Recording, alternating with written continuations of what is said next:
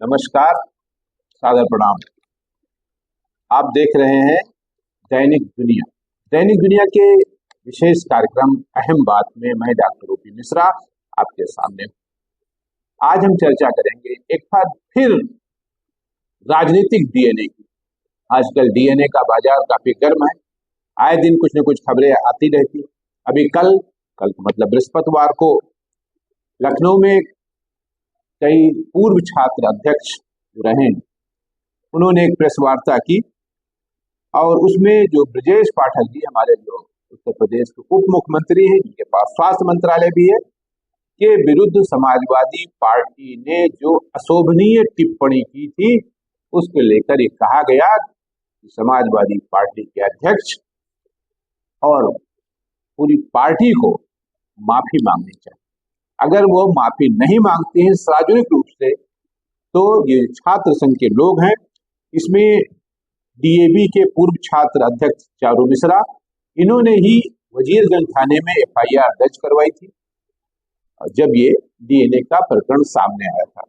कल की बैठक में लखनऊ यूनिवर्सिटी के पूर्व छात्र नेता बजरंगी सिंह, केकेसी के सुशील तिवारी पम्मी समेत काफी लोग रहे और उन्होंने एक स्वर से मांग की कि समाजवादी पार्टी के अध्यक्ष को सार्वजनिक रूप से माफी मांगे। आप सबको पता है ये डीएनए का मामला क्या है। बात यह है कि प्रदेश के उप मुख्यमंत्री ब्रजेश पाठक जी, जो लखनऊ विश्वविद्यालय छात्र संघ के नेता भी रहे हैं, वो जब भी समाजवादी पार्टी के ऊपर टिप्पणी करते थे, चाहे सदन में चाहे सदन के बाहर, उनका एक तकिया कलाम बन गया था कि समाजवादी पार्टी का डीएनए ही ऐसा।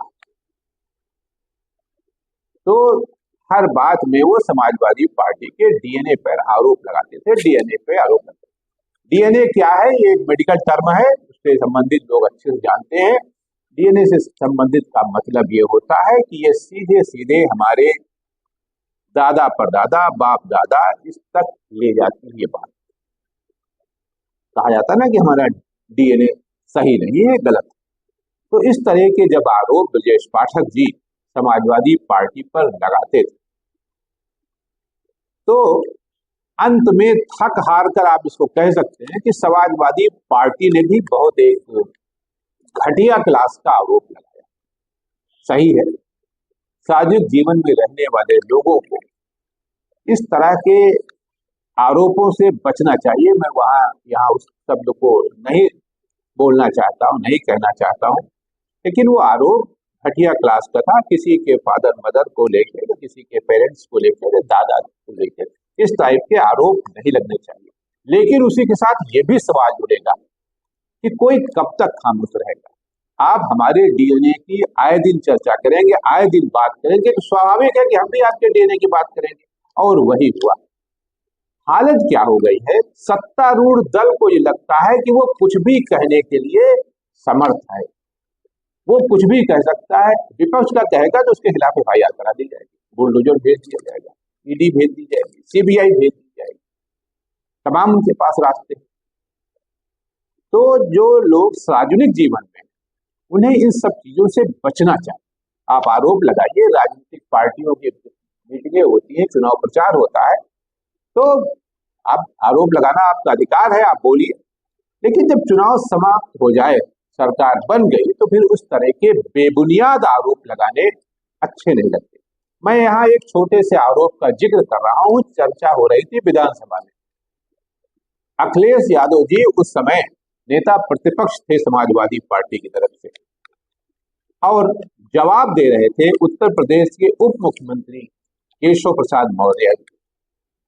अखिलेश यादव जी ने कहा कि आप ही बता दीजिए, केशव प्रसाद मौर्य को इंगित करके, कि आपके जो जनपद की सड़कें हैं वो किसने बनवाई थी, किसके रिजीम में बनी थी। उनका कहना था कि समाजवादी पार्टी के कार्यकाल में आपके गांव के, आपके कस्बे की, आपके शहर की सड़क बनी। केशव प्रसाद मौर्य जी इसको न स्वीकार करते, ये उनका अधिकार था, या स्वीकार करते, ये भी उनका अधिकार था। लेकिन उन्होंने जो आरोप लगाया, उन्होंने कहा कि नेता प्रतिपक्ष ऐसे बयान दे रहे हैं जैसे सैफई की जमीन बेचकर उन्होंने विकास कार्य किया है उत्तर प्रदेश में। तो भाई अखिलेश यादव भी खामोश नहीं वाले, उनका तो भी नया खून है। उन्होंने विधानसभा में खड़े होकर कहा कि केशव प्रसाद मौर्य जो उप मुख्यमंत्री हैं ऐसे बता रहे हैं विकास कार्य के जैसे इनके बाप ने इनके बाप की जमीन बेचकर, अपने बाप की जमीन बेचकर ही विकास कर रहे हैं। तो जब आप इस तरह की ओछी राजनीति करोगे, बाप दादाओं को लाओगे, परिवार को राजनीति इस तरह की लाओगे, तो फिर आरोप प्रत्यारोप तो चलेगा ही ना। दूसरी तरफ समाजवादी पार्टी ने स्पष्ट किया है कि भाई वो मेरा अधिकृत ट्विटर हैंडल नहीं, हमारा ट्विटर हैंडल अलग है, वो जहां से आया जैसे आया हम उसके बारे में कुछ नहीं जान सकते। लेकिन अब बात चल रही है तो बात बढ़ेगी ही, और बढ़ेगी तो किसी नतीजे पे तो नहीं पहुंचेगी, क्योंकि समाजवादी पार्टी से भी माफी मांगने की कोई संभावना नहीं है। और ब्रजेश पाठक जी जो हैं उप मुख्यमंत्री, वो तो सत्ता में है, वो कुछ भी कहने के लिए अधिकृत है। इसलिए देखते रहिए, आनंद उठाते रहिए, डीएनए पे चर्चा करते रहिए। आज के लिए इतना ही, नमस्कार।